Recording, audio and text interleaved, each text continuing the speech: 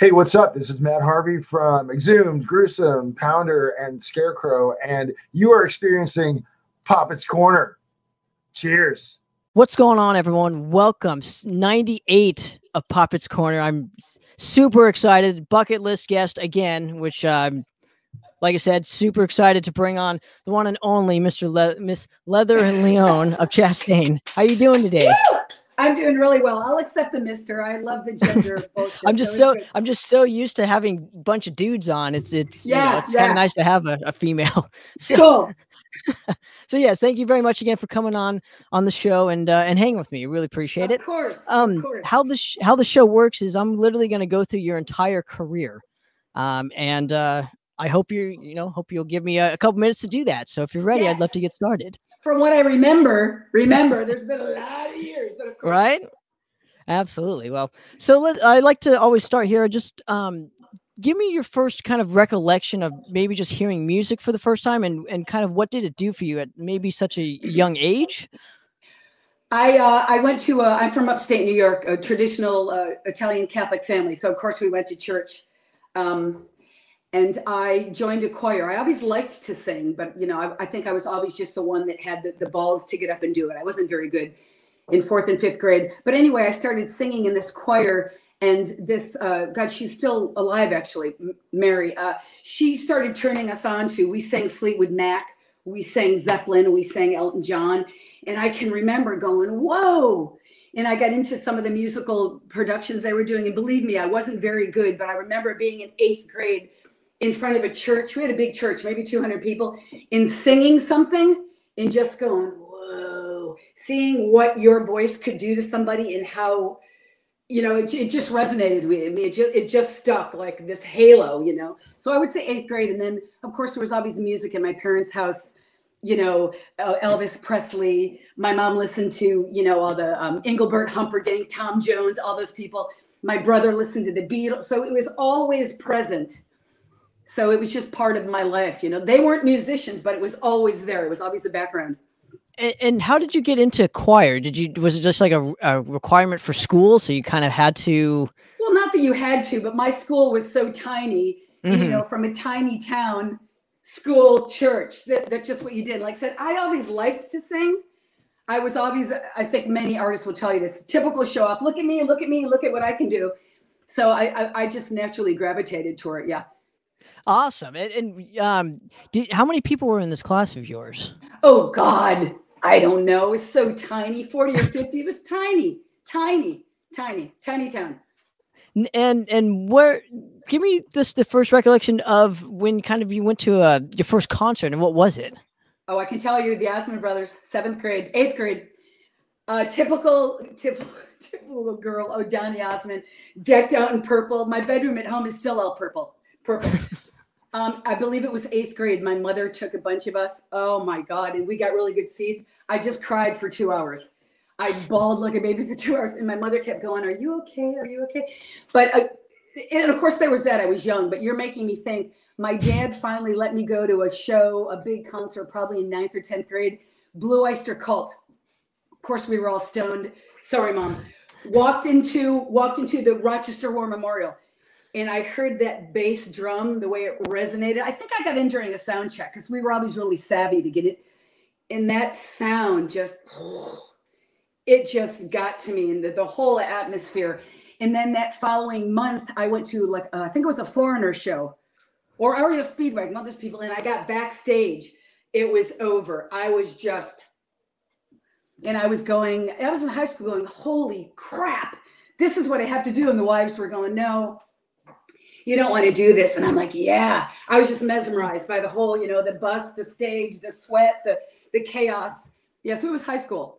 Interesting. So you liked, obviously you wanted to be a part of the chaos. Yeah. And this, when we're talking 70s, correct? I mean, late 70s. Yeah.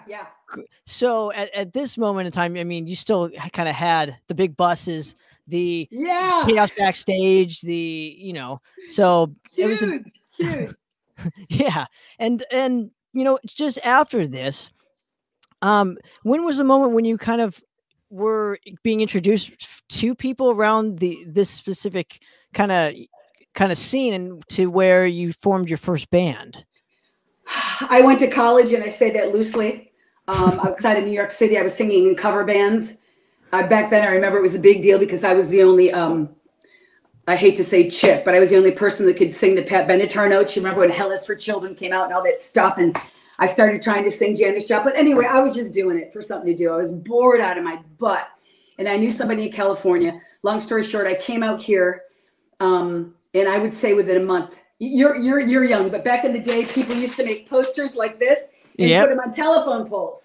So someone brought a poster, and someone was looking. They wanted a nail spitter vocalist. So I get on the bus, and where does it drop me off? And I had gotten into the whole hippie movement, the whole Joplin, Hendrix thing in college. The bus drops me out at Haight-Ashbury. I was like, oh, mother of God. So anyway, I went and auditioned for this band called Rude Girl. And I was bad. I sang Annie Wilson's version of Rock and Roll Zeppelin. And they looked at me and they said, do you know who Bon Scott is? I said, I do. They said, can you try to sing like that? I tried. I thought it was horrible, but I got the gig. And again, remembering that my voice just wanted to go there. So that's when it started. And again, dude, back in those days in the 80s, labels came to see you. Managers came to see you. It was such a huge scene just before Metallica got signed and, Testament, all those bands. It was just a metropolis. So that's how I got introduced to Varney, CBS, hung out with Journey. It was this whole big musical thing. And I would say, though, honestly, I rehearsed for like a year before I went out. It took me a while to hone my vocals for sure. Now, so you had gone out to specifically San Francisco around this time just to visit a friend? I had a friend in Berkeley, and I wasn't doing anything but getting loaded. 18. Oh my! So she said, "Come out and see me," and then I never left. Oh, interesting. Yeah. And but as you kind of left the bus, met your friend, how did the audition actually come into play? You just saw the flyer and you called him up and wanted the audition? Yeah. Okay. I know, it's funny. I'm trying to think back. They were a bunch of girls. The band is called Rude Girl. And I got to tell you, I've always had a sense of I'm good enough, even though I wasn't. So I was like, well, let's do this. I mean, I knew in my heart something was happening. So I just said, let's do this. And I just did it. And God, I'm glad there's no tapes. So this band obviously never recorded a demo, if I'm not mistaken. Well, I'm going to tell you, the drummer has a cassette tape locked up in LA that she, and I can tell you some of the songs were good. I mean, we were recording, CBS was recording us, Barney. So no, we never recorded anything. I mean, I was in, what was it called? SRI back in the day, way before your time. The big studios were like Sabbath and everybody worked. Sandy Perlman, the Sabbath guy, was actually coming to our rehearsals. So it was a step up for me. People were going, who's this chick, So it was an introduction for me to everybody. Interesting. So your first actual in-studio session was doing backup vocals for Trauma, if that's what you're kind of. Oh no! Oh my God, dude, you've done your homework. No, that was when I was doing Mystery of Illusion, the first Chastain record. We were at the same studio. Yeah. Okay. So what was the first? Give me the first demo when just walking into the recording studio for that first time and being like either mesmerized by it or freaked out or just like, where the hell am I? God, no. Yeah. So that was with Chastain, and of course we had.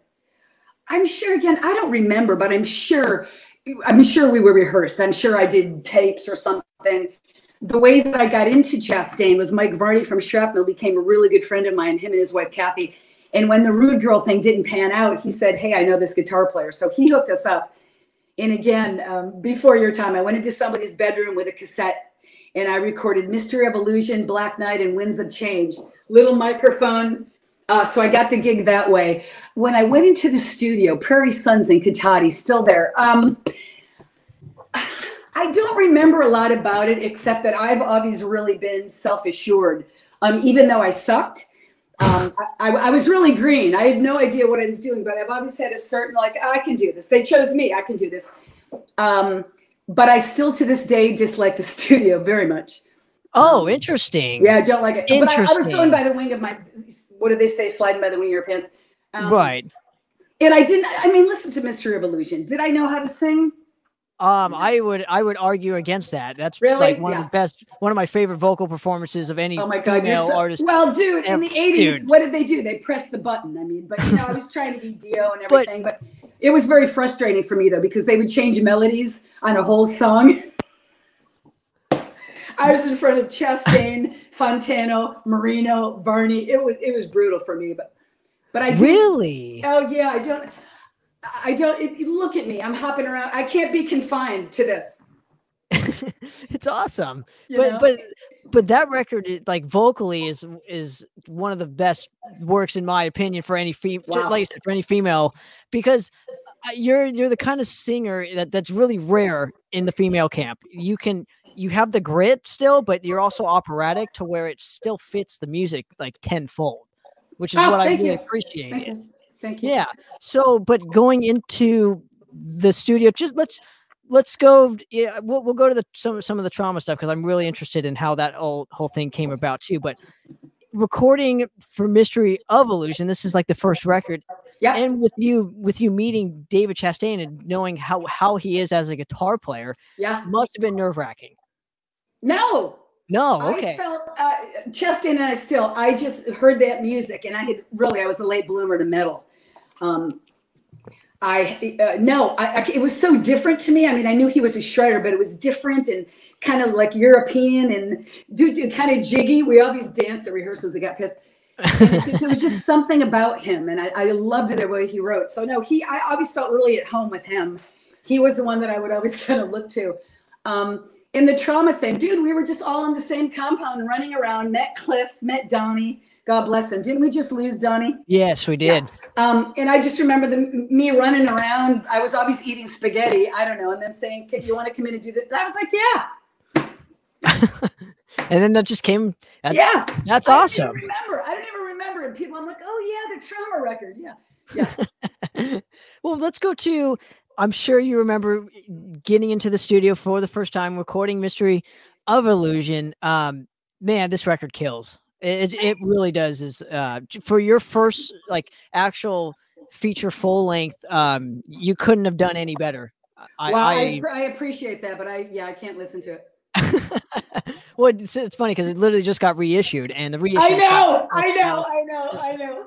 Super good from Dive Bomb Records. Well, come on, you have to. David Chastain gave me Endlessly, Black Knight. I mean, come on. So good. So good though. Yeah. I would like to re-record Endlessly now because I didn't have control over my voice then, but I could kick on that song now. But yeah. Anyway, I appreciate that you like it, and I keep forgetting the time frame that it was in.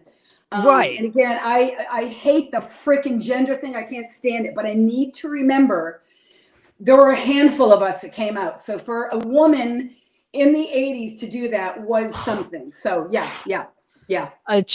Dude, there's only a handful of you guys. Yeah. Me, Doro, Betsy, Ann, Debbie. Yeah, I know. Yeah. And I keep forgetting that there was a handful of us. Yeah. So that's what the big And Dawn Crosby as well. We can't forget her too. Oh, Dawn, God, I miss. She was crazy. I miss her. Oh, yeah, Dawn Crosby. I've been listening to that record. Where did that boy? She was so ahead of her time, man.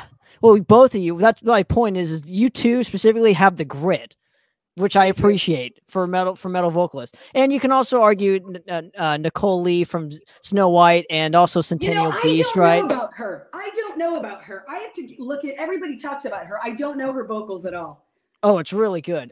She kind of just did that one and done thing and kind of just, didn't do anything else after that. I have to check it out. But yeah, so my point being, there's only a handful of you guys that literally got the ball rolling. So yes. Now, what is the initial reaction? Because this is basically a project put together by Mike Varney for David Chastain. Yes. Who is obviously Shrapnel Records, right? Fame of, he's a total shredder. So they needed a vocalist to literally fit what. Well, Chastain was looking for a woman. He looked at Varney one day, who in the 80s wanted a, but I think in his mind, he was writing in different keys. I mean, he's like a visionary. He just saw this thing. I think it was probably the keys. So he went to Mike, and Mike said, oh, well, I know this person. Yeah. So it was David. It was from David's end. How did you meet Mike? Oh God, Mike Varney, a flashback, the Mabuhay Gardens, I think in San Francisco. He came to some rude girl show. No, I remember, dude, there's a huge pizza place in San Francisco called Uno's. We rehearsed one day, me and the three girls go, and we walk in, all leathered out, shit. And there's Peter Marino from Le Mans, Peter Marino, And I didn't know who he was. And he goes, Leather. And I was, and he goes, Mike Varney's been looking all over for you. That's the way it used to be. So he introduced me. I mean, I talked to him every night on the phone. I spent time at his house. Him and I became really, really fast friends. And he really walked me through everything. And he used to make jokes that I was going to put another Mercedes in his garage. I mean, so it was through Peter Marino. And then okay. Yeah. So, so after recording Mystery of Illusion, what is the initial reaction for you? Just as, like I said, this is your debut album, literally ever, within this style of music. So, what, in your opinion, was the initial reaction, either locally or magazine wise, critically wise? I knew that it was getting a lot of industry buzz, but I don't know, it didn't really have an effect on me. But I can remember I started getting in magazines, going, I guess that's cool. And it was the reason why we continued. I think Chastain really just kind of did it as a project. And it's the way I am now. It was just ready to move on to the next thing. And he just started sending me stuff. So I don't remember being overly. Okay. I don't get impressed with myself, just like, okay, I wanted to do it better. I wanted to do another one and do it better because I started to come into my voice. I wanted to do another one quickly. Interesting. Yeah, because literally it's like every year a record was made, but so which we'll get into. But so let's talk Rule Over the Wasteland. This is 1986. Yeah. I believe this is the first album from this particular artist that you guys worked with as well. For the next literally 3 or 4 Chastain records. Was it Ken you're talking about? Yeah. Yeah, I don't remember very much. But I just remember a camaraderie and really liking Angel of Mercy, I think was on that song, right? That album, right? Again, it's so funny. Something about Ruler. I don't remember anything about Ruler except doing Ruler of the Wasteland and going, I think this is going to be like a radio song for us. And, everybody did their parts. I mean, the thing in the Chastain camp is it's still like that. It's all business. He doesn't drink. Chastain is business. You learn the parts, you do the job. There's no huggy, good job. It's just business. And at that point, I can remember starting to get excited because like, oh, wow, I might actually be able to do this for a while, And I don't remember anything about Ken except just like us. He went in there, did his drum parts and went home, Oh, yeah. We didn't all hang out and have dinner. I mean, it wasn't like that, Interesting. And obviously Chastain writes literally every note of every record. Everything. Yeah. But I mean, I'm sure the drummers went in and did their own thing. The bass players went in and did their whole thing. And this is also the thing about Chastain. He would give me a melody, but then he would really just let me fly. This is the bassist. And he'd go, just sing it in key, Miss Leather. He's from Georgia, Miss Leather. So I think the idea of Chastain that he was like the ruler. He gave you the idea. And then, he would take lyric ideas. He would encourage people. It took me a few years to contribute, but that was cool. If it worked, it was cool for sure. And how did he work with you kind of in the studio? Maybe when you weren't on either in key or he wanted a different melody. Did he kind of walk you through it all or? Well, yeah. And you're making me think. I used to get so pissed off and go, then you do it,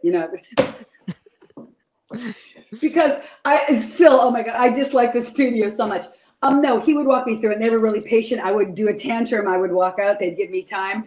But this is what he did. When I would be out of key, he would just press the button and go, again. And I would be like, fuck you. But no, of course.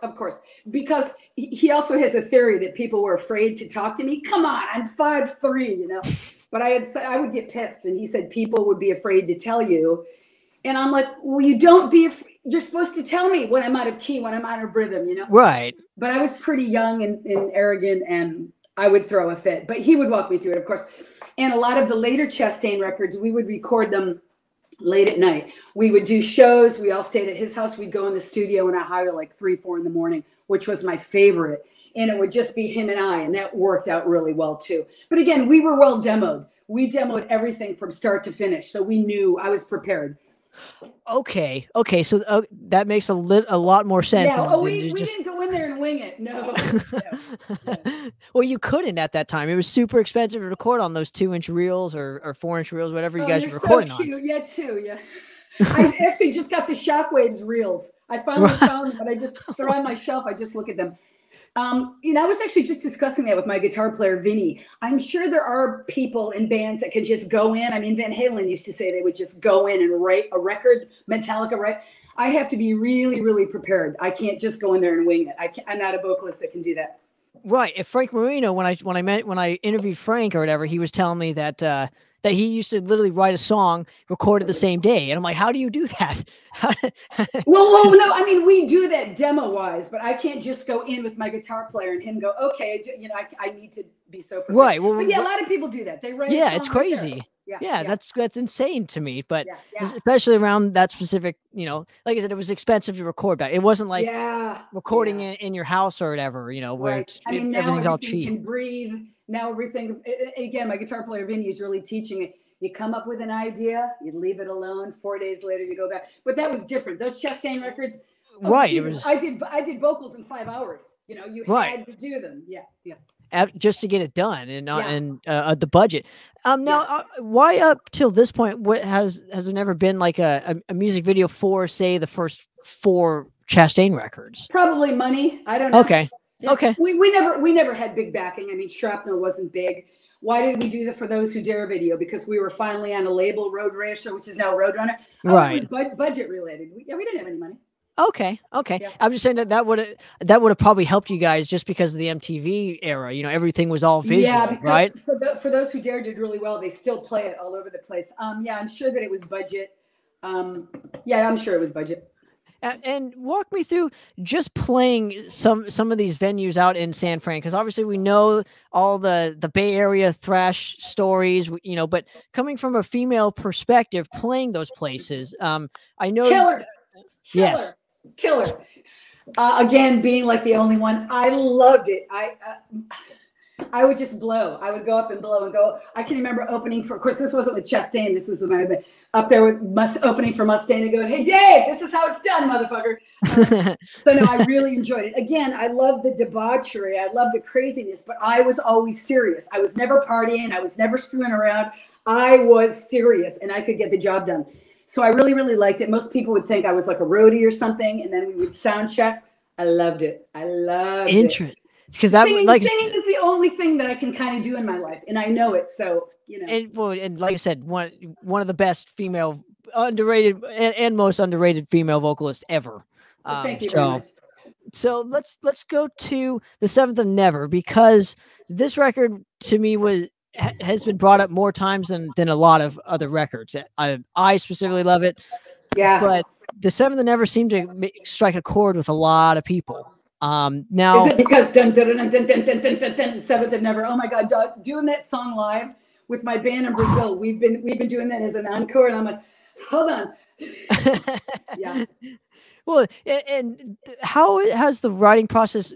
You know, how was it different from, say, the first 2 on the 7th of Never? Was it kind of the same kind of ordeal? Here's a couple songs, and is share yourself with me on 7th of Never? No, that's on Voice of the Cult. Voice, okay.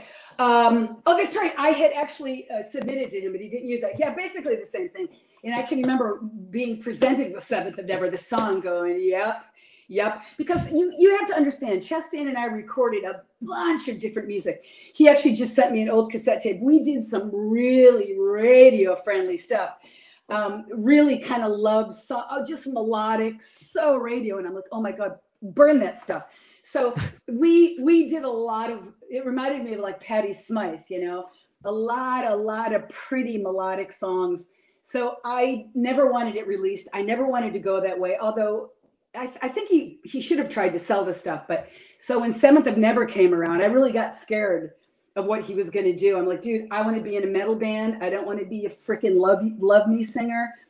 So I was really very happy with 7th of Never. But the thing is some of your influences you're naming. I mean, I'm sure Dio is one of them. He did ballads, right? I know, but I'm hung up on that. I got to tell you again, talking to Vinny, because we have some song. I love the 80s ballad, right? We start off like the Endlesslies. But I have this thing about singing clean that I stray away from it. But then you listen to Ronnie was beautiful. Ronnie sang beautiful. Well, And I, case in point, the title track "Mystery of Illusion," that first part is epic. Okay, like right before the distortion comes in, I was like, this is amazing. I actually was on his bus one time and I played that for him, and I said I was kind of trying to think of you, and he goes, "Good job." Yeah. So I love that stuff too. Yeah, I'm stuck in that. I still like, my voice loves that kind of drama still. It's like, then that's why Mystery of Illusion holds so much weight for me, because of the diversity, in the vocals and whatnot. And so going from Seventh and Never, obviously this is a kind of a bigger buzz for you, for your career. Was it a bigger buzz? You said Seventh got a lot of buzz. Did it? Yeah, still every time I mention Chastain, they're like, yeah, Seventh and Never, Voice of the Cold. So those are the records that have stayed in, in the repertoire, right? It's stayed around. Well, we probably had better distribution. He probably had better distribution. Yeah, absolutely. And going from that to say, how much touring was involved with these records? We always toured. We would tour twice a year. We do the USA circuit. Chastain never wanted to leave the country, but yeah, we did the circuit. We'd put out a record tour. We would probably tour a couple times. Do the East Coast and the Midwest, and then go to the West. Yeah, we toured all the time. We played larger clubs. The Keystones, L'Amours, Harpo's. We did the big. We didn't never do arenas, but I played arenas a couple times. So we did the larger club scene. Would you go out on your own, or was it always with a band? Or no, there was always a touring band. Is that what you mean? I mean, it was Either you guys were the headliners, or somebody else was the headliners. Most of the time, no. Chastain would not have that. It was us. We always had a local band open up. Matter of fact, it was funny.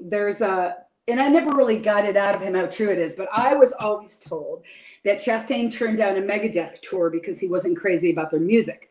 And I know that there was some talk about it, but that is the kind of stuff that happened. That was always really heavy on my soul. His idea of music was different than mine. I wanted to break. I wanted to be big. He just wanted to put out music. He always disliked touring. So it was always our tour. We were always the headliners. Yes. Interesting. But you mentioned he's like the business guy. Wouldn't that hurt the business to not tour with Megadeth? I don't know, but no, he did it, but he didn't like to do it. And it's interesting now that I'm out on my own, I see what it's like. If you don't have major backers behind you, a management team, holy crap. Now I get it. He said to me, by the time I hit the stage, I couldn't even play with the booking and the money and he did everything. He created Leviathan, and him and Steve did everything. So he did it, but he didn't really enjoy doing it. Now, why do you think maybe you guys didn't go that specific route of wanting a manager or this or that? I think he wanted to handle everything. I don't think he had much trust. He'd been doing it a long time, from Spike, from CJSS. He wanted to control everything. He wanted to make the money. He always, did. And, the music business is brutal, and it's about their business, not yours. So he knew that from the beginning. He's like, look, I'm not going to sign to a major label to be in some great tour for them to make money off me. I'm going to do clubs, and we're going to make the money. So that was his thing. Interesting. Never wanted to sign a deal. We got a lot of offers, but he was like, and I would have signed anything. I would have signed anything. Yeah, well, obviously, the business kind of ended up working out. We're here, 40 years later talking about it. So, now in between this, I know you had kind of gotten back with some of the girls from Rude Girls with the Malibu Barbie project. Now walk me through either just like reconvening with the ladies and doing it in between the Chastain stuff. Yeah, well, that, people bring that up. I had nothing to do with that band. It was the drummer from Rude Girl. And God, they were so ahead of their time doing these thrash songs. It was so cool. But no, it was in between Chastain tours, and she called me up and said their singer, Steve, whatever, can you just come in and do these 2 songs? I'm like, yeah, sure. And I didn't know them. So I had Sandy in one ear singing me the melody, and then I just did them. It is incredible to me that people still are into that Rude Girl EP. It's on eBay. I went to Europe. Everybody's going, when lightning strikes. Yeah, it really, really hit. But I had nothing to do with them. I knew them. Okay. They were my friends. I did a demo for them. And obviously, When Lightning Strikes is dedicated to the late great Cliff Burton. Yes. Can't Yeah, forget and that. For that reason alone, I did it. Yeah. Absolutely. And it's funny that you had history with the trauma camp, right? So there's Yeah. correlation here, right? Yeah. Cliff was a cool guy. Yeah, I've only heard stories. I wish I got the opportunity to see him play. A mellow genius is what I called him. Just quiet. Boom, boom, boom. Yeah. Awesome. And this is how come you maybe did you want to stay in a project like this or just continue to do Chastain around this time? I never wanted to do the girl thing, dude. I knew about sexism in the beginning. I didn't want to fricking be affiliated with that stuff. I still don't. God bless them all. They're great. No, I want to be in a frickin' boy band. I wanted to be taken seriously. And part of the Rude Girl thing, when we started getting closer to signing, I saw the writing on the wall. They wanted it to be this nostalgia thing. I mean, that's what happened to me after Chastain. Everybody wanted me to do this woman set. Go away. Right. I'm a Hetfield. I'm a jeans and a sneaker girl. So no. And again, I love them. I always wanted to be with freaking hardcore dudes. Always. That rules. Yeah. I mean, that's the kind of why you've set yourself apart from maybe. Yeah, I don't know about that, but it's always been ingrained in me. I don't know why. It's not important to me. I'm the girl to be on the girl list, to be in the girl. No, stop the gender bullshit. I don't. Right. I'm so, oh my God, you're one of the best female singers. Talk to me when I'm in the top 20. I don't want to hear it. Right. Oh, it pisses me off. Oh, I'm sorry if I've done that to you earlier, but. And again, that's natural. As we were saying, I was one of the first few that I need to remember that. And I am not ungrateful. I appreciate it. So, but let's move on. Sure. I'm sure nobody says that bullshit to Lizzie Hell, right? No. Well, Man, I don't know. Do I don't know about that. There's always a stigma, sadly, with that whole thing. Yes. I don't get it either, but yeah. Now the Voice of the Cult record. This is kind of my introduction to the Chastain camp. This record blew me away when I heard it. I'm like, what is this? Yeah, the sound of the drums, the bombastic kind of nature of it, the riff itself, the guitar tone, your vocals over it, it just works so perfectly. No. My vocals on that record, it really disappointed me. It started sounding too arena rock. It was too clean. It was mixed. No. But again, saying that Voice of the Cult has followed me. That's what everybody calls me. That's what all my merchandise says. So again, extremely grateful, but I can remember, and that's the natural progression that my voice took, I think. When my voice really got into shape, that's the direction it went into. But the mixing of my vocals, I mean, if you could hear the demos and then hear the way it was mixed, it was very, very, really produced. But it was a good record. So it's hard for me to listen to stuff that I did. Hey, understandably. Now, did you want more of like a grittier kind of vibe with the Voice of the Cult? Okay, and that's the way I really sing. But like I said, it also depends on the material. Vinny and I write material now that I think calls for a clean voice, but there was something about that record when I heard it. I wanted to. And all those layering. Oh my God, the layers. There's a lot. Harmonies and I don't dig it. Really? That's interesting that you say that. But it's strong. You're right. The drums on that record. Yeah. I mean, that's what hooked me in, because that's what metal should be for me, is like the power. So absolutely, the music was powerful. Yeah. Oh, and then you're soaring vocals over it. I was like, this is awesome. Like I don't know what this is, but what is this? Yeah, that's exactly. And I was maybe, I was what, I don't know, maybe 10 years ago. Yeah. 10 years ago or something. That's cool. Now after this record, what kind of transpired when it came to the touring cycle for you? It was the same touring cycle. We just did the clubs. It was the same thing. And this was around the time that I heard the Megadeth stuff. And I don't remember when was Voice put out? 88? 88. And then we got the Kiss. We played the arena with Kiss because that was, like you were saying, large bands would come into town and call up the locals and say, who's the big local band? So we got the Kiss show at the arena. We got the Alice Cooper show at the arena. Again, I thought we were just hitting our stride, and I can remember the disappointment for me started sitting in because nothing bigger was becoming of it. But I mean, we did well. The shows were great. Yeah. But where I'm going with this is obviously you kind of wanted to do. It seemed like you wanted to do like a solo kind of thing, because obviously a year later you put out the Shockwaves. No, okay. Let me tell you about that. And again, I don't really remember the story, but Chastain tells me that it was because of me. So I can tell you around this time, and again, the 80s were extremely sexualized. All the beautiful women, Doro, my friend, gorgeous girl. It started really getting that way. And I never looked at that way. So I started saying, you know, I wanted to be bigger. I'm like, I sang my ass off. Why am I not on the covers? I'm on page 83. Anyways, Chastain said that it was his idea to do Shockwaves. But I must tell you, that's when he was discussing doing For Those Who Dare with Road Racer, now Roadrunner. I'm sure he made it part of the package. They wanted the next Chastain record so bad that I knew he said, you have to throw in a leather solo record.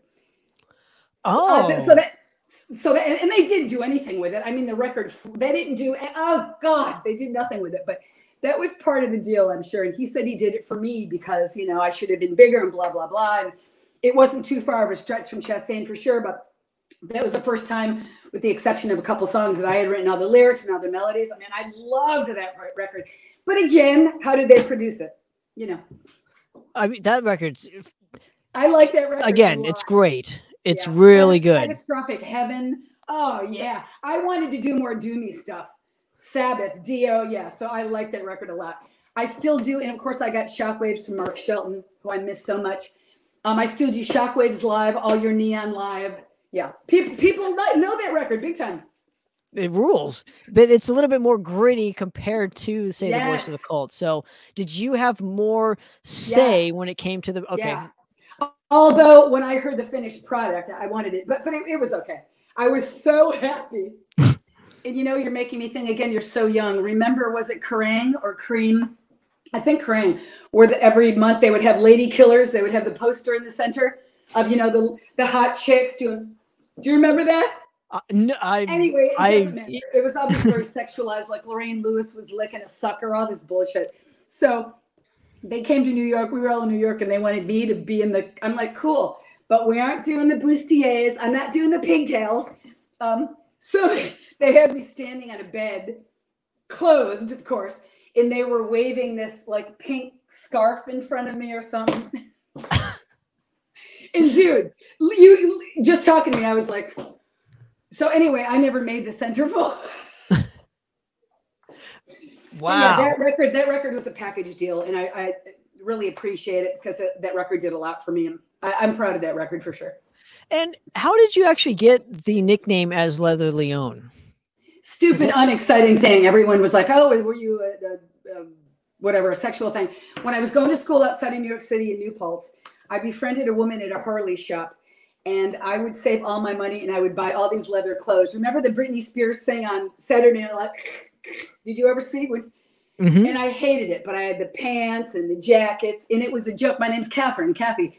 So I started singing in bands, and it became a joke because they had all this leather, and I never had a bike. So they started calling me Kathy Leather as a joke. And then when I came out here and started singing Dirty, when we started getting all this press, Rude Girl just started saying her name's Leather, and it's hysterical. I'm a vegan. Everything I wear is fake. I don't eat meat. So it's really funny. It's great. Yeah. And the Leone part came from where? Because that's my name. Leone okay. is my last name. Okay. Yeah. Gotcha. Wow. Well, okay. So let's move forward real quick. So your solo record comes out. Did you do, you said it was a package thing. Was there some sort of tour for it? Just do a couple shows? Okay. I actually was planning a tour. God, you're making me think of all this stuff. Somebody was going to do a tour out of LA called Maidens of Metal, I remember. And I was going to be part of that, but it fell through. And we would do some songs live, Chastain. We would do some of my stuff with Chastain. So, well, that makes a lot of sense. God, I forgot about that. Huh? And that makes a lot of sense, though, because David obviously produced the record. Yeah. I mean, like I said, it wasn't much of a stretch, but basically it was my say. This is what I want. This is how it's going. But then it got produced. So, Did you now on this specific record? Was this the first time you had kind of written anything that made it onto the record? Yeah, because it really was, and it was really exciting to me. Yes, it was, because Rude Girl, basically the I was kind of joined in there, but no, yeah, it was the first time. So that was really exciting to me. God, can I do this? And can it make sense? You know, and I would write the stuff and then present it to David. And yeah, no, that was the first time. Now, what is the difference in satisfaction when it comes to, say, something you wrote, putting it on a record, as opposed to, you know, maybe giving a good vocal performance on a Chastain record? Yeah, it's so much different, especially now that I'm doing my own stuff. It comes from a different place. Although I didn't really know about writing before, but it's much more satisfying, I think. I don't know how, but yeah, when you write it, I think it means a little more like, I'd better get this right, you know. But I shouldn't say that, because I worked my ass off for Chastain. I wanted to, you know, deliver his stuff. But now that I write all the time, it definitely is very satisfying. And who influences you just as a songwriter rather than, say, a vocalist? Well, Dio all the way around. You know, he wrote all that stuff. Sabbath in general. Iommi, I always tried to get to him to sing in Sabbath. It was hysterical. I like Trouble. I love the way, I like those droney things. Sabbath, the Dios, Trouble, Candlemass. I like that kind of, you know, weird tuning. But before the Corns and everything came. But I like sludge metal, I think they call it. I loved Metallica when they first came out. I love the way Mustaine writes. I mean, most of those big metal dudes from the 80s, I like the way they write, the guitar players. So with a lot of space, it sounds like, yeah, you know, there's a lot of more space that you can kind of sing over. I like it. And I have trouble. This is so funny, I'm having this conversation with you. I have trouble as a vocalist with time and space. I think everything needs to be like Seventh and Never, blah, blah, blah, blah. And so it's hard for me to, I was actually recording a demo when we called the space. I really have to work at relaxing in this space. I'm really hyper, and my vocals are hypers. Well, you have to find what cadences kind of work better when it comes to certain note changes and riffs. And so that's a whole other kind of ballpark that we're talking about. Yeah, and I don't think that I'm a perfectionist, but I hear things in my head that they don't transpose properly. And I can remember having that conversation with Dio one time about how frustrating it was for me, because I heard things here, but they wouldn't come out. And he told me, God, and something in this life off Shockwaves was written about him. And that's what he said. He goes, oh my God, you're young. He said, you will obtain this as you get older. He said, it's a peace of mind. That's where that line came from. He goes, it's a peace of mind. You have to just keep singing and let it happen. And God, he was great. But yeah, I love his songwriting. Okay. Now, do you have the similar vocal regimen as say a Dio, where it's like no warm-ups or any of that before? Yeah. Okay. Yeah. The Rob Rock tour that I did in 16 or 17, I remember Brazil. I mean, Rob Rock sings those freaking, and I can remember going to him, dude. I mean, it was like me. He hadn't done anything for 20 years. And I said, do you warm up? He goes, no. He goes, Leather. By the third song, we're warmed up. And I'm like, yeah, I did that. I went through that. No, yeah. I go on cold. Yeah. Okay. Well, but obviously you don't drink cold water or anything like that to stifle the throat. I do whatever I want. And I know that, wasn't it all those really intense singers like Mariah Carey and Christina Aguilera, always say, oh, don't do dairy products because of the phlegm. I want phlegm. So, and you see what Celine Dion doing. No. And I think Ronnie said that one time too. He goes, you know, don't take vocal lessons. I mean, take what's in your head, you know. I have standard warm-ups that I do when I'm not singing, of course. And what I do to get in shape, actually, I do the Frank Sinatra thing. When he knew he was going to make a record or tour, because he was a drinker and a smoker, he stopped everything 5 weeks before. So I don't smoke, but I like to drink. So that's what I do. I stop drinking. I do a lot. I run and sing records. People in my community think I'm crazy because I'm singing and running. But no, I go on cold. I don't do anything. That's awesome. See, I think there's a correlation between that with you and Dio, because literally your voice hasn't lost a touch. Thank you very much. But It has. My voice has dropped a lot. Mike Varney always said that I finally got my balls finally dropped. When I was in Chastain, that girl, shrilly high sound, it's finally gone. So. But what I'm saying is it's still, your voice is held up so well. So as a vocalist, it's, again, underrated. I'm pretty lucky. Thank you. Mind. Jesus. So, now let's move forward with for those who dare. Right, this is kind of a bigger record for you. Obviously, you guys had just gotten signed to quote unquote road runner, road racer, you know, it's. I think this is the first time when it features you guys just on the cover itself. So there's a change in, you know, the I don't know, the artwork department and thank God. Yeah. Well, again, that was a major label thing, and we had a video, and they handled it differently. But you're making me think. I went to an Aerosmith show with my boyfriend at the time after that video had come out, and I walked into the bathroom, and the girls were like, "Oh my God, are you that girl?" And I was like, "No, she's my cousin." Or whatever. But yeah, I mean I was so excited for the record. I'm like, finally a freaking label, But it didn't really change too much for us.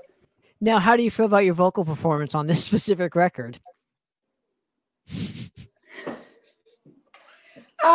It's okay. Yeah. Again, I think most artists would tell you that. I'm proud of all of it, but do I go, wow? For those who dare, we do live. Was never crazy about this. It's okay.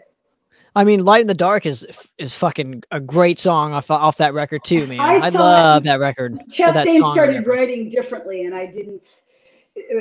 I wanted to be heavier. Light in the Dark. Is Night of Anger on there? I don't know. I don't even know what's on. Where's Night of Anger? Yes, it is. Yeah, but no, it's off this one. He started writing a little. To me, it was. I wanted to be heavier. The songs, I wanted to be heavier. And again, a story of that record is that's when they had just signed Sepultura. Love those guys. And again, not comparing ourselves to them at all, but they mixed and mastered that record sounding a certain way. They mixed everything to sound that way. For Those Who Dare, horrible. In the re-release, Chastain just went to the original mixing, killer, that Steve Fontano did, much, much better. And those are the things that Chastain didn't like about a major. They did their mixing. They do their, he wanted more control. Interesting. And yeah, obviously dive bomb record. So that sounds so much better. But again, I really, by that time, the Metallicas and the Megadeths and Dio, I wanted to be heavier. I wanted to do heavier stuff. Well, and that's kind of how the route was going for metal in general around that time period. Everything. Yeah, it was a transition between what's happening now, right? Yeah. Even the underground, you had a lot more death metal bands coming out around that time period too. So everything was kind of getting heavier. Yeah. And when Chastain, when we stopped playing, you're making me think the labels and I never agreed on anything. So I went away and I would present myself to some of these death metal kind of bands. And they would be like, sorry, Leather. I'd be like, fuck you. Listen to Seventh and Never, Absolutely. Yeah. So I didn't want to be that heavy, but I did see it getting heavier and I didn't want to do Light in the Darks. Did you have any control, say, over what you wanted to do in the music video? No. Okay. Oh, well, we knew we were just going to do performance. I mean, okay. I know we did it under the railroad tracks, and it was not a big deal. We knew we were going to do one song. No, that was fun. Oh my God, that was a whole day. Makeup. I mean, that was so fun. But I can remember going, wow, and of course, at the end of the video, they wanted me. Praise the Lord. With Chastain, the end of the song, he does that. They wanted me to be on my knees and be looking up at him. And I'm like, not happening. So, of course, I did the shot, but I would be like, I would make it. Right. I'm like, I don't need to be praising him on my knees. I mean, but I love the video. Oh my God, I loved it. And let me tell you another story. So we're on the road. Oh my God, Headbangers Ball. There's going to be the new rap thing from Chastain. They had Chastain spelled wrong. And then we were laughing. But it was cool. It was cool to be part of that. And it also, I think of Ricky Rocket, you can see how unaffected he was by me. He goes, no, we have a video from Chastain with Leather Leone. I mean, he was so not into it. I mean, it was... I met him after that too, and I was like, thanks a lot, dude, But yeah. That's again, awesome. Nothing more happened to us. I mean, again, I don't know what offers Chastain ever got off it, but I said, he never even wanted to leave the country. So, and this is the point when you kind of ditched either the music scene or wasn't doing a lot in it. I kind of think you went to more real life stuff. Yeah. After. Did. Yeah. I mean, I was frustrated, and also thinking back, I didn't fight for anything. Nobody was interested in me as I wanted to be. And again, why can't I just be a Hetfield? Come on, man. I actually had a label say to me, and I say this in every interview, I will never say who they are, but they don't exist anymore. They actually had the balls to look at me and say, you have an incredible gift. You're a great singer. But when guys walk in and see you sing, They don't want to fuck you. They said that to me. And I'm like, and so it kind of really turned me off. And again, I was so proud of the Chastain stuff. I'm so proud of that still. I was like, okay, I'm in the history books. Bye. Yeah. Yeah. And as I you was should be. floored. I'm like, and so? Yeah.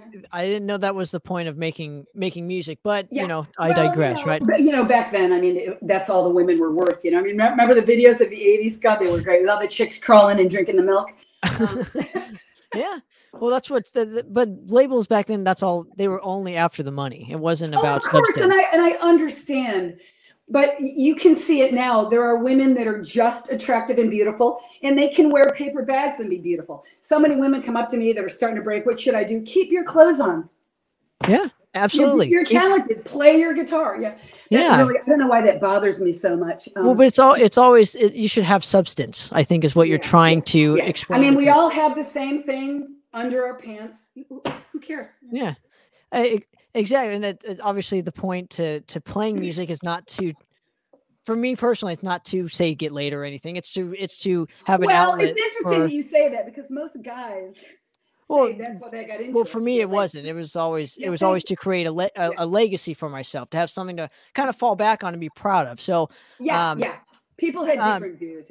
And everybody has their own different thing when it comes to what music means to them, but it means a little bit more than just Yes, to me also. Yeah. Okay, so you're beautiful. What can you do? Can you sing? Yeah, exactly. What's the substance? Because when I put on your record, I'm not looking at who's playing. I'm experiencing the music, right? Especially in today's day and age, because physical media is almost dead and gone. It's streaming. So the substance. God, I know. Right. Remember, you used to buy an album because of the cover, right? Yeah. Mr. Evolution. Everybody said we saw that night, and I still don't know what the goddamn nude girl was doing. Oh God!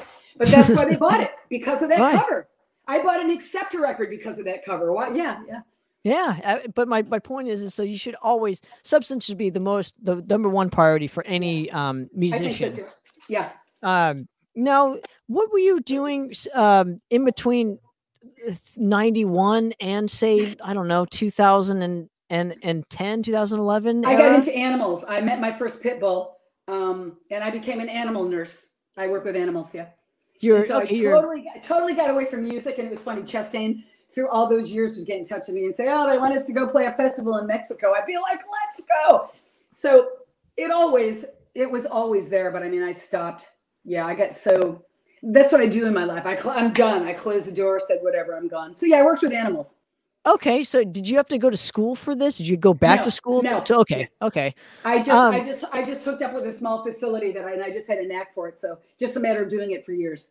Did you do an internship just to even get your foot in the door for that kind of field? No, I just literally, after music, I just went and applied for a job, and I started at the bottom. And again, I just had the talent. I started drawing blood and doing x-rays. So it was just something that I could do. Now, what does what does working with animals do for you? Maybe that music didn't satisfy. It was what I loved. I mean, I always said to my mother how I didn't want children, and she goes, "Well, now you have a bunch of them that don't turn 18 and leave." I've been really lucky in my life. I like music, and I have an affinity for animals. So I don't know, it just fulfills me to, pit bulls were like metal back in the day. They were an underdog. They're abused, they're sold, they're tortured, they're fought. So I just really got into that, just to be their voice. It's just something I had to do for myself.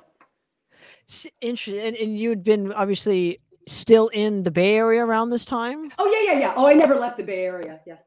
Okay. And when was the moment when you kind of like wanted to start doing music again? When did you get the itch that needed to kind of be scratched? Unfortunately,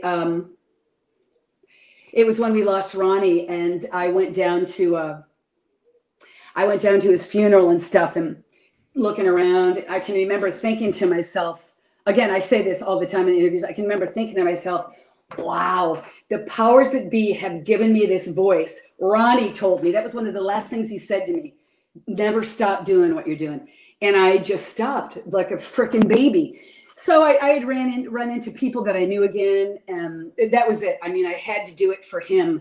I did it. I wanted Wendy to hear me. I did it for him. And I hooked up with some people in LA, hence the sledge leather thing.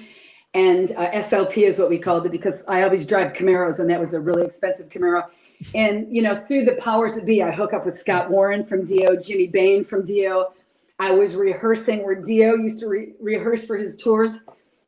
So yeah, it was a loss of Ronnie. But you also reconvened with Sandy Sledge for, you know, Yes. from the Malibu Barbie days. Yeah. And did you just wanted to work with her again, just to have some sort of, I don't know. Well, she was the one that I reached out to. You know, we were kind of always in touch. And like I said, I had been out of touch with the whole music thing. And I heard that Ronnie was ill. And then I think she called me when he passed. So we were just affiliated in that way. And I went down and stayed at her place, and we did all of it together. And, you know, we always had material. You know, she's a pianist, and we always did material. And she said, you know, let's try. So we just started writing. You know, I started going down there all the time. And I really, again, my vocals were not up to par. I went in and out of studios for like 4 or 5 months, and I would record and destroy the CDs.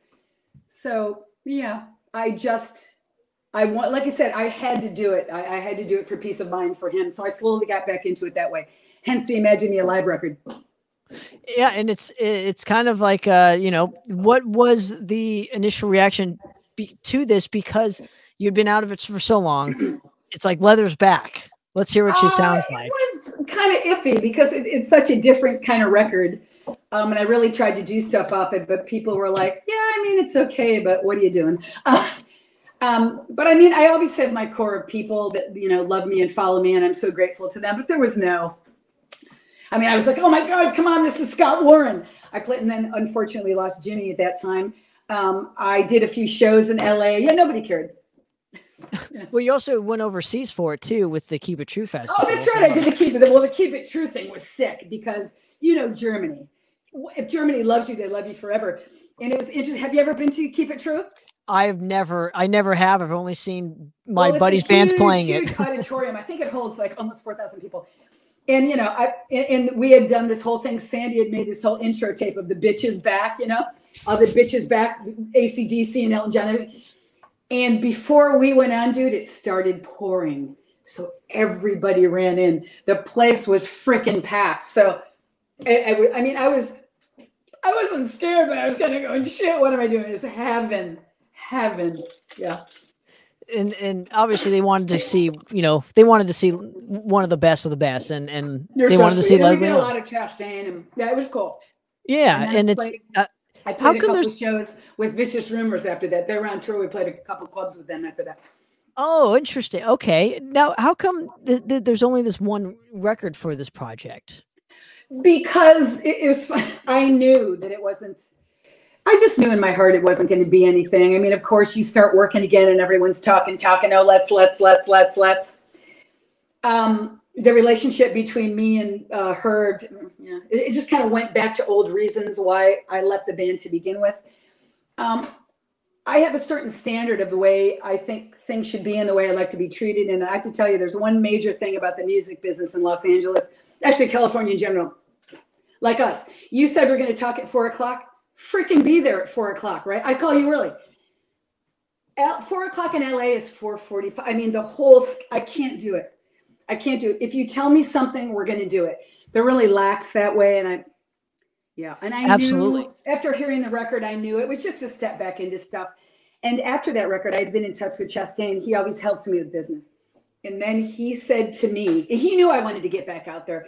So he said to me in 2013, I have some material and I said, let's go for it, but it has to be as good. We have to be good. We can't do the schleppy thing. So that's how Surrender to No One came on. And oh my God, I hadn't seen him in 100 years. And I go to Atlanta or wherever he is in Georgia. He picks me up. And the first thing he said to me, he goes, now, Miss Leather, I want you to know, he goes, we aren't touring. We aren't playing. I said, okay. But I was hoping that it would change his mind, but it was great. It was like we'd never left. I mean, I'm crazy. He's, we had so much fun. And that, do you think that's what works between you guys? Is that what define the chemistry between you and David? Yin and yang. I mean, it does work because I drive him crazy with he's really business. He's mellow. He's soft-spoken, vegetarian also, very regimented. I mean, he had things, we would rehearse at this time. We would do vocals at that time. Then he would do basketball. I mean, very, very regimented, not really social, quiet. I mean, I can count the times I've seen him laugh, and I'm like, we just really work. And I think David just really appreciates my talent. You know, he's always, you know, in the beginning when I was like, fuck, I don't know what I'm doing. He goes, you stop, you just do it. Shut up, close your eyes, get out of your head. You can do it. So there's just a camaraderie that we have. And he likes the way I interpret his stuff. I mean, what can I say? Absolutely. But this specific record I felt was a heavier step for Chastain. Yes. It was definitely. Finally, I said, I'm going to sing it this way, and this is the way it's going to be. Yeah. Heavier. And your voice hadn't lost a step, and it still hasn't. Sweet. But compared to when for those who dare, you know, it had been what 23 years since then. Yeah. So it's pretty fascinating. Yeah. You know, it's pretty amazing. Well, thank you. And I wanted him to write in lower keys. I'm like, yeah. That record was, God, you know what? When we did that record, I think I blew out. Was that the record? I totally blew out because I hadn't been singing. And literally, I just went in the bedroom and I said, just give me 24 hours. Because I would do like 3 songs a day. I went into the bedroom. I said, leave me alone. Literally slept and drank water for 24 hours. And then I came out and finished it. So yeah. And it was cool because it was just him and I. We were really just doing it the way we wanted to. I tried a lot more stuff. I mean, I was just more confident. He goes, do you realize that you've never recorded anything so fast? I'm like, I know. I mean, how long did it take me to figure it out, you know? I was just more in my own, I could do it. Yeah. So obviously you brought back Mike into the fold, you know, and brought it back to say the roots of Chastain, which gave it, you know, that what it kind of needed, you know, with style drumming. It was heavier. Vocals hadn't lost a beat. Didn't lose anything. Kind of. And Chastain was definitely playing different, right? The days of the shredding had gone, which I loved, and he even mentioned that to me. He goes, you know, this is not going to be a shred. I'm like, killer. Play different stuff, you know. I like that a lot. I like that a lot. And maybe that's why I really, because I only had heard this, you know, maybe a year ago. So I was, you know, obviously familiar with the old catalog, right? Yes. But you know, I'm trying now to give the new records from old school kind of bands a chance. And what I found with this one was it was like a return to form for me. I was like, this is what I wanted from Chastain. Yeah. And you've kind of focused more on the songwriting, and in turn, the whole thing instead of and in turn made your vocals stand out a little bit more than say some of the previous stuff. So I really appreciated this record. Yes, good. And you had done a couple music videos for this. Obviously, maybe because if you know the budget, it was kind of a little cheaper to make some music videos rather than just the one for the whole career. So I liked that you had made not one but 2 music videos for it. Walk me through the concept to Evil Awaits Us and just getting, I don't know, everybody together. Well, we didn't. It was all Zoom, and they edited it. Okay. And you know, Lady Evil is a friend of ours. She's talked to Chastain for 100 years, so we figured let's put some hot girl in. I don't know. She walks into a cemetery and then turns into the devil. I don't know. Yeah, and it was, and obviously, you know, I Am Sin, one of the best tracks. Look it. I love that song. That was my song. So Chastain said, "Why don't you try to do a video for it?" And I'm like, okay. And Gus G, who we know too, had just put out a video that was all like in black and white and stuff. And he said, why don't you think of that concept? So I know this video guy up here, and we did what we did. And Chastain goes, well, you're certainly at the forefront of that in his letter. I said, you told me to do a video. So yeah, I Am Sin. I forgot about that. See, I wanted to start getting into those heavier, moody. God, I love that song. But you know, I did that song live for a while in Brazil, and it didn't work at all. So I stopped doing it. Oh, okay. So what? Oh, that's interesting that you say that. So how do you find the correlation? People didn't respond to that at all. So how do you find the correlation of kind of what's going to satisfy you and the audience? Well, I don't. You know, selfishly enough, me going to Brazil lately and doing more work, it's something that I'm aware of. But I don't do things for other people. And I loved that song. But it was actually the promoter at the time said, let's do something else. And actually live, even for me, it was, it was kind of just it didn't really have a big, yeah, it was okay because I could feel even for myself that it wasn't working. It was more of a studio creation vibe thing. So I was okay with it. Yeah. Okay. Because you have to figure, I do Angel of Mercy. You can't compare with Angel of Mercy. You kind of can't. Absolutely. There's a couple songs that you can't compete with in your catalog. And Angel of Mercy, we did it all dramatic. I mean, 12-year-olds were singing this. God, I love that song. Yeah. Ruler of the Wasteland, Seventh and Never. Yeah. I still opened, before I wrote my new stuff, I opened every show with Ruler, and people were just like, ah! I would just walk out. Yeah. Fortune Teller is one of my all-time favorites. Oh, I love Fortune Teller. I don't think we ever did that live because that's, again, one of those.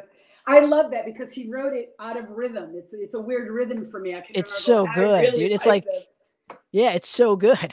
It's and then So, but again, the newer stuff, I'm trying to get more into it when it comes to the classic style bands with their new material. Yeah, and a lot of people are going back. A lot of people are going to that, and it's interesting. The guy that I write with, Vinny Tex, again, in his 30s, from Brazil, they are. And it's interesting because they all come from extreme metal bands. My drummer, but they are so into melody and so into not the 80s per se, but they want melody and they don't want to do that extreme stuff anymore, but they still have it there. So it's such a great correlation that all of a sudden they want to write a melody, but they have all the musical tricks from extreme metal. So, oh God, it just works. Yeah. Absolutely. Well, melody and extreme music has always had a stigma too, which I won't get into, but yeah. Right. But it can be done, and it has been done a lot. People just don't want to admit it when it comes to all the greats. All the great bands have melody in their stuff, whether you like it or not. Yes. I always tell people, listen to my listen to Ginger and listen to Spirit Box and tell me there's no, oh my God, those people. Love those bands. Love those bands. Yeah, exactly. Let's go to maybe hopefully not the final output of Chastain, but so far it has with We Bleed Metal, right? Yes, love that record. Chastain looked at me and he said, "You know what? I'm just going to mix this myself." I said, "Please." So I spent a couple of days. I don't know who mixed the other ones. I'm like, let's do it ourselves. That record kills. I can still listen to that record. Talk about songwriting, right? Live for Today, Against All the Gods. And We Bleed Metal. I so dislike that song. I said, I'm not going to do this song. It's so stupid, 80s, blah, blah, bang your head. So he goes, okay. So I record the record. I didn't record that. He goes, I'll do some guitar thing or something. A month later, he calls me up and he goes, Miss Leather, we need this song. So I was so pissed off. I was working that whole day. So I go up north to my friend's studio, so pissed off. I just did 5 takes of it and sent it to him. Killer. Can't argue with that, right? Now this is the moment too that I've heard in other interviews where it's like Chastain didn't want to tour. He didn't want to, promote the record. And I believe you had put together your own project just called Leone, to maybe promote the record a little bit. And no. Okay. Again, somebody called up Chastain from Brazil. They wanted us to go down there. He goes, no, but he put these people in touch with me. So since 2014, I have been going to Brazil. I now have my own band. I did a Rob Rock tour. I did a Raven tour. I've done my own tours. That's how Leather 2 came about. I'm writing a new one. So again, because of Chastain, he hooked me up. And he did that for me. I mean, I know he did that for me. He knew I was so hungry. I got a taste of it again. I'm like, oh my God, how many more times do I have left to do this? So it was because of him. We do a lot of Chastain, again, for those who dare, Angel of Mercy, We Bleed Metal, All Hail the King. And again, Leather 2 came out of that. So I'm very thankful, but that's how it happened. It started as a phone call. Hey, why don't you come down here? I'll get you a band. We'll do a couple of Chastain sets. Okay. And then it just grew, And he gives you his blessing for oh my God. It's not like... He says to me, Miss Leather, you go tour all you want. I'll sell the music. Oh yeah. Yeah, absolutely. He doesn't hold me to anything contractually, although, of course, those records are so old now. I don't think Shrapnel even has a deity on them anymore. But yeah, he's like, go sing, do it all. He goes, wear my face on your chest. I don't care. Yeah, he's very supportive. Absolutely. He always wants to hear demos. And yeah, he's very supportive. What can you tell me? Obviously, let's get to the last so far in your career, which is Leather 2. Recording this again, how difficult was it for you to say either have a different kind of writing partners for the Leather stuff compared to David Chastain writing everything? Yes, but I was ready. I was ready to do stuff on my own. And the beauty about this was that only one guy had known it, only two guys, one in the band had known about Chastain. So these guys didn't know me from hell, which was beautiful. They got to know me through the touring process. So they didn't have this concept. My writing partner, Vinny Tex, actually is a big fan of Shockwaves. It just worked. We said, hey, let's try doing this. We didn't have a lot of time to do Leather 2, which the new record's going to frickin' kill because we have time. Thank you, COVID. But no, I was ready, and things really, really just worked out. I would hear guitar pieces from the guitar players, and I would pick and choose what I wanted them to work on. I would send. It was kind of a group effort between four of us. And then they laid everything down in Brazil at HR Studios. I went and did the vocals, and again, it was done really quick, and there wasn't a lot of preparation for it. So when the record was done, they sent it to me, and I can remember really not saying anything about it, but it wasn't right. And then Vinny said, we got to do that. It's not right. The vocals aren't right. So we were on tour. And again, Vinny from his extreme metal records in Poland. It Hurts Studios where Behemoth, Hate, Vader, all those hardcore bands record. Right. And they wanted to get into something more melodic. They said, come on in. So I redid the vocals there. Oh my God, dude. Huge oh my God, the studio experience. You stay there, you live there. And they kept saying to me, the brothers kept saying to me, God, I wish we had done this record from the beginning, because they were basically just revamping old vocals. So that's where I'm going to go. Anyway, so that experience, we redid everything, rewrote everything. And again, his sense of melody, I come from the 80s, da, da, da, da, da, da. And he just has coming from extreme metal, his real sense of melody that's really working. So now it's just him and I. We're doing all the songwriting, and it's pretty heavy. Now, when can we expect something new from the Leather camp? Dude, it's got to be this year. I mean, I'm waiting to go back to Poland. I'm vaccinated, so I'm ready to go. But I can't, in Portugal, he can't come here. We can't go to Poland. The two P's are killing me. This year, I'm gonna go to that damn studio this year. I'm gonna get there. They're still open, but I can't get in there yet. Has the artwork been finalized and everything else too? Okay. Let me tell you who did the cover. Marcelo Vasco, who does Slayer, Testament, Machine Head. Vinny, again, through his extreme metal, has hooked me up with all these insane. I mean, Brazil is heavy. They are a heavy community. And, sometimes I'm like, well, I don't really do heavy music. And they're like, yeah, the cover is so sick. I want to show the whole world, but I can't. Well, we'll get to it, and hopefully we'll bring you back on the show. Hopefully we'll bring you back on the show to promote it properly and give it what it needs. But is there anything going on, say, in the Chastain camp as well?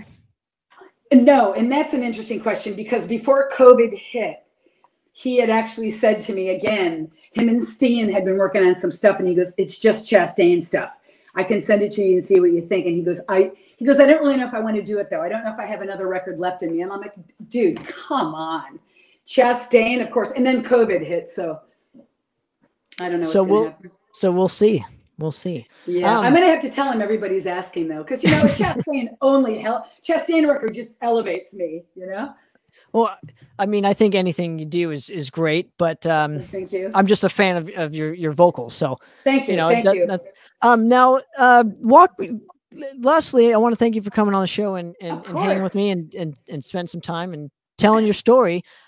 Where can people find anything Leather, anything Chastain, any of the old school records, new? Well, for leatherleone.com, it's everything. Instagram, Facebook, Twitter, I'm all there. Please follow. We have so much fun on Instagram. It's funny, again, you bring that up, social media. I don't like I'm not somebody that just posts a picture. I want to be doing something musical, and my management people are going, post something, but I'm not doing anything. Walk the dog, sit, I'm not into the, everybody hi. I mean, I will post that this is coming, but yeah, leatherleone.com. It's everything there. And I believe Chastain is Leviathan, David T. Chastain, or Leviathan.com, his label. Yeah, we're everywhere. We're all over socials. Absolutely. Well, Miss Leather, thank you very much again for coming on, hanging with me. You're so welcome. Another episode of Popper's Corner. I'm out of here, guys. Cheers.